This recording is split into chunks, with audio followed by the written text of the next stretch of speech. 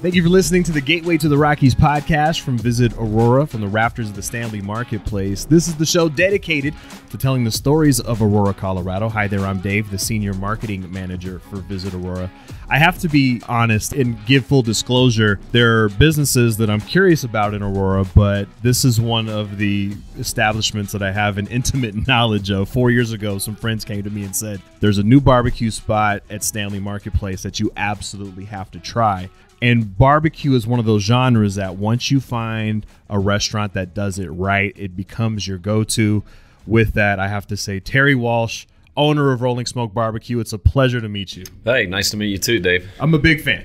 Thank you. Like I said, I was introduced to Rolling Smoke several years ago, and it's been my go-to. I live in the northeast part of the city, and I absolutely love it. Your product is incredible. Congratulations, first and foremost, on 5 years at Stanley Marketplace. Thank you. It's been quite the journey. You started in your backyard in Oklahoma. What sparked your interest in barbecue initially, and how did it go from a hobby into a business? Well, being from Oklahoma, barbecue was everywhere. Right. And I spent a lot of time in Texas and Kansas City growing up. That was kind of the big cities that we would go visit. We were Dallas and Kansas City. They're about the same distance away. And then it was a hobby for me. I was in banking in the corporate world and got laid off a couple times and decided I didn't want to go through that again. So you took a leap of faith, though. I mean, turning your hobby into a business, was that an easy transition, or did you feel like you were putting yourself out there a little bit? Definitely thought I was putting myself. There was a lot of days I questioned myself. What am I doing? Is this worth it? What was it about Colorado that drew you here? The weather, yeah, the mountains, the music, the people. Yeah. Big melting pot, lots of people from different places here, and it was a lot of common ground with people that have left home and moved to a new city, and just kind of fit in with what I wanted to do. Were you surprised at all by the initial popularity of your food truck? You started off as a food truck.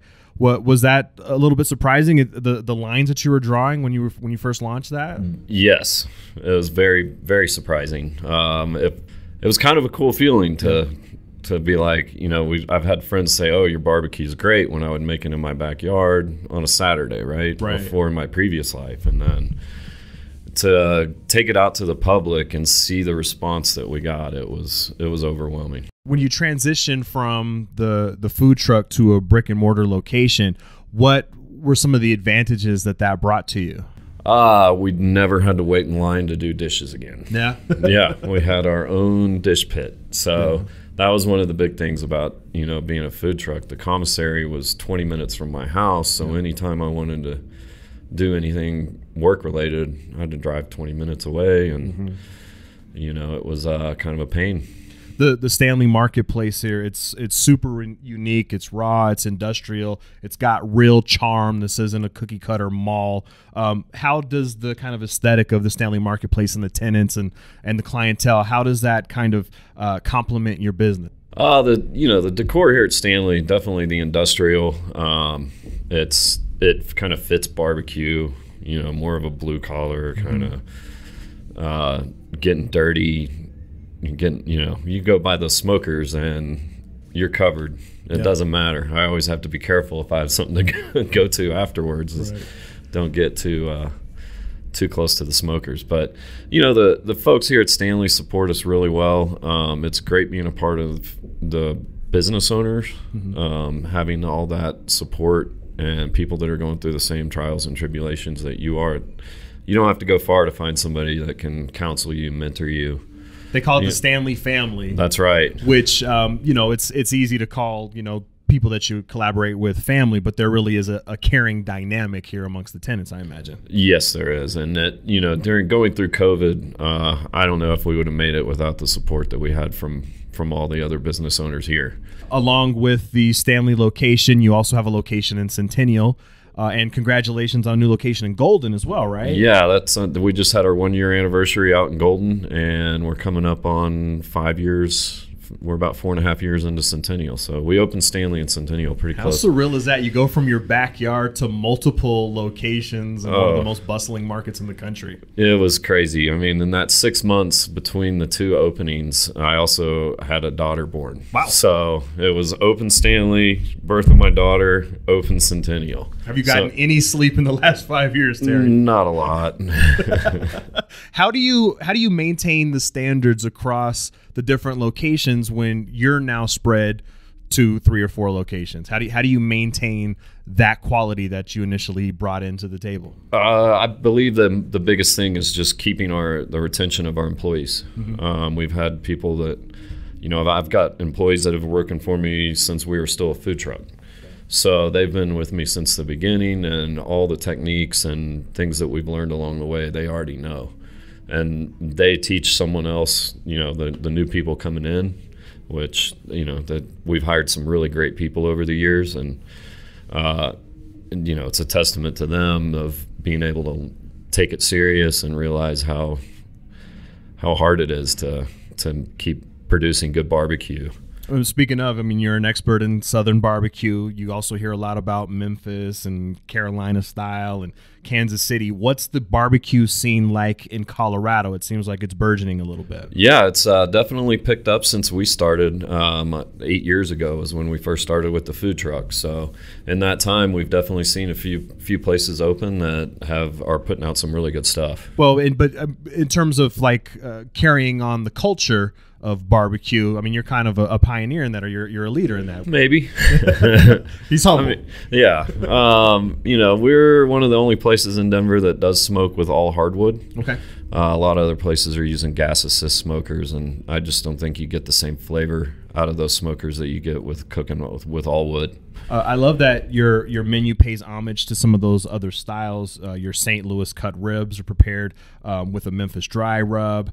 Your burnt ends are described as Kansas City style. You have an appreciation for barbecue overall, it seems. Well, yeah, and that's the one thing about being in Colorado is obviously lots of transplants. So you're trying to cater to a wider audience, and I think we can do that with some of our sauces and things like that. It's like, you're from Carolina, here's a vinegar sauce to put on your pork, and South Carolina, here's a mustard sauce for you. So I kind of took the things that we like the best about the different regions.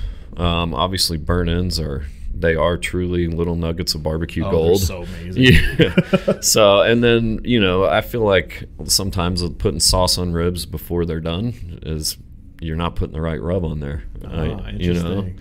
So it's kind of like putting sauce on a steak before you know. I want to get into that in just a little bit, but talking about your menu, there's also a Colorado flair. Your sausage is Colorado made, and you might be the only barbecue restaurant in the country that has pork green chili as a side offering. Well, yeah. When in Rome, right? We had some people that work for us that are really big into making chili. Yeah. And we were looking for something to do with the leftover pork that we didn't, one day when we had some left over, and we're like, what can we do with this?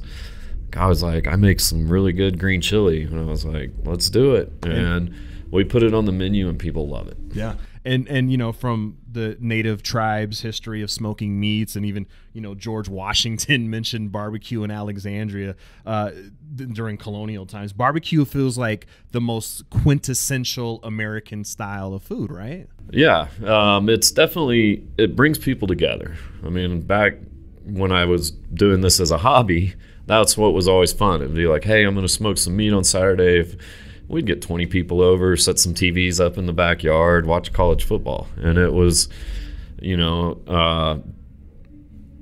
more or less a community gathering. Yeah. And everybody's waiting for the food to be done. And because it does take time. And it takes a lot of time, and it's a lot of care. And you touched on this a little bit moments ago, but what is it about using wood and smoke that makes your process so superior? Oh, man. I believe a lot of it has to do with the smoker as well. We use the langs, and the wood that you use and the rubs and all of it combines together. Just kind of years of a little bit of this, a little bit of that, and make sure you take notes.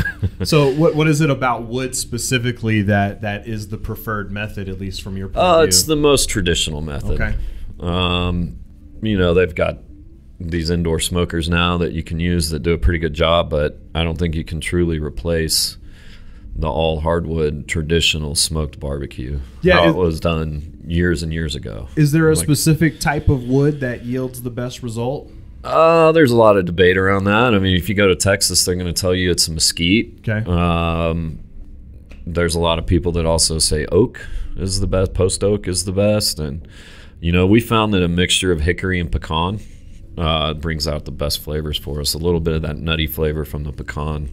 Does that also lend into the density of the smoke that's produced and kind of the flavors that lie within? Absolutely. The mesquite, it's going to be very heavy, kind of a bitter smoke, as opposed to, a fruit wood, say an apple, that's a little bit going to give it a little bit of a sweeter flavor. From your expertise standing, what's the most challenging cut of meat for a pit master to conquer, and kind of what's your strategy for that the brisket, and it's definitely, and it's the most expensive mistake if you mess it up, right? Because a brisket these days cost about $80 to $85 so for per brisket. So for us to mess one of those up is not good. It's funny you mentioned that Super Bowl party. I decided I was going to try a brisket, and I've had success by being patient and taking my time, and I went with haste, and I cooked it too fast, and I cooked it too hot, and it was tough, and it was awful, and it was a lesson in the patience that is required to make good barbecue. Yeah, you can't rush it, for sure. Your meats are so flavorful, and you talked about the sauces a little bit, but the sauces are almost optional with how good the meat is. What is a key to a great sauce in your opinion? Just to complement the meat. I know different regions are going to have their preference on sauce. I prefer more of that Kansas City kind of sweeter with a little bit of heat in it. Is a vinegar-based sauce more your style, or would you say the ketchup or the mustard-based sauce? The ketchup-based, for sure. Yeah, I'm not real big on the mustard. Maybe on some pork, but for the most part, I'd stick to the kind of the Kansas City sweet heat. But that's the good thing about our meat is you really don't need. Right. I mean, I find myself, and you provide those awesome containers to get as much sauce as you want, and a lot of places you go to, you need the sauce to cover up the meat to give it flavor, but your sauces really complement your meat, and I think that's a compliment to you. Yeah, thank you. Yeah, that's one of our goals when we're cooking is to make sure that we try to be able to serve the food without having any sauce, and you don't even need it. It's got to stand on its own. That's right. And then if people like sauce, they got that as well. Yeah. One of the things that I love about Rolling Smoke in the 5 years that you've been in the community is you're really active. From supporting neighborhood fundraisers. Juneteenth, you donated profits to the Black Child Development Institute. So many other campaigns that you've been involved in. Why is it important for you and your team to be engaged and involved in our community here?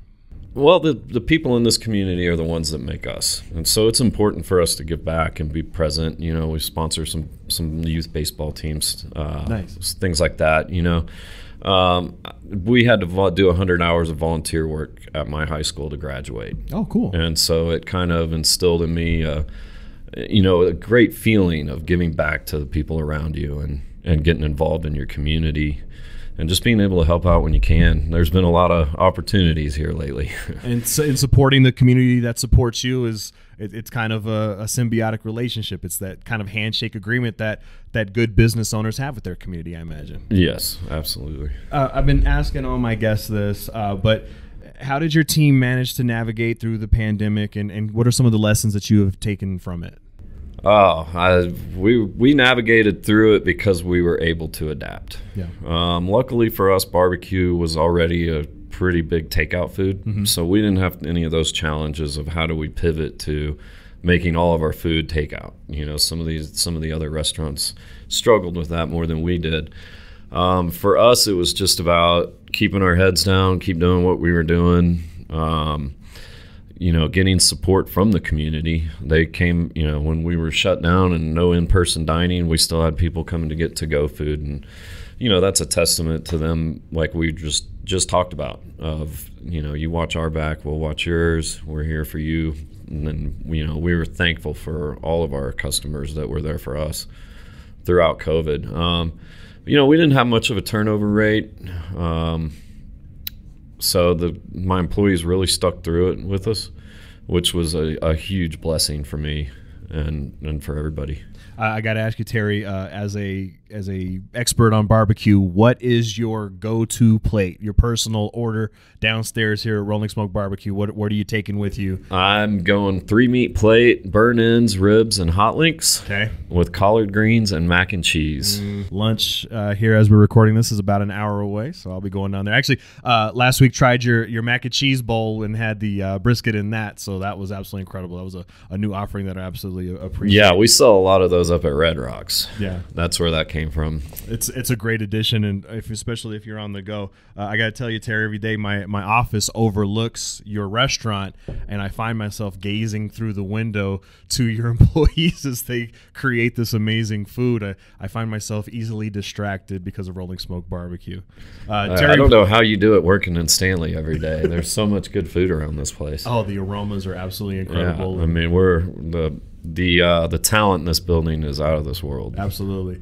Terry Walsh, owner of Rolling Smoke Barbecue inside of Stanley Marketplace at 2501 Dallas Street. Visit them online at rollingsmokebbq.co. That's rollingsmokebarbecue.co. You can also check them out on Instagram at Rolling Smoke BBQ. Terry, thank you so much for taking the time today. We definitely David, appreciate thanks for having me in. Hey, thank you for listening to the Gateway to the Rockies podcast. Visit Aurora is the official destination marketing organization for the city of Aurora, Colorado, and acts as the primary liaison between meeting planners and hotel partners. As Aurora's Convention and Visitors Bureau, Visit Aurora's mission is grounded in showcasing Aurora as a premier destination for meetings, business, and leisure travel. Visit Aurora represents more than 75 plus hotel properties with 13,500 plus guest rooms and more than 1 million square feet of meeting space, including Colorado's largest resort, Gaylord Rockies Resort and Convention Center. As Colorado's third largest city, Aurora is located minutes away from Denver International Airport and showcases mountain views, memorable meeting spaces, and 250 plus international eateries that offer a unique experience for each and every visitor. As the gateway to the Rockies, Visit Aurora's role in the local community goes beyond marketing the city as a destination. The Visit Aurora team is here to assist you with your Colorado visit, from facilitating your meeting, event, or convention to helping you discover local flavor and attractions. Go beyond the boardroom in Aurora, Colorado. For more, visit us at visitaurora.com.